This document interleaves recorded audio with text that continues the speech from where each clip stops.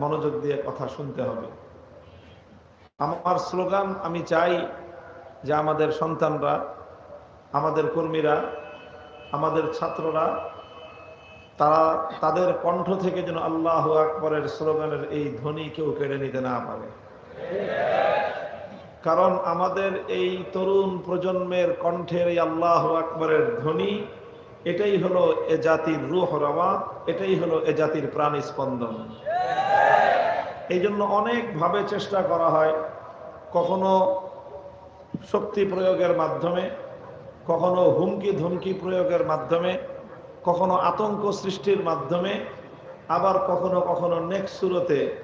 আমার তরুণ প্রজন্মের কাছ থেকে, কণ্ঠ থেকে আল্লাহু আকবরের এই নারা, আল্লাহু আকবরের এই ধ্বনিকে কেড়ে নেওয়ার জন্য নানা রকম আয়োজন হয়। আমি তোমাদের একজন ভাই হিসাবে, তোমাদের একজন অগ্রজ হিসাবে আমি তোমাদেরকে এ কথার ওসিয়ত করি যে তোমরা সব কিছু ছেড়ে দিলেও কণ্ঠের থেকে আল্লাহু আকবরের এই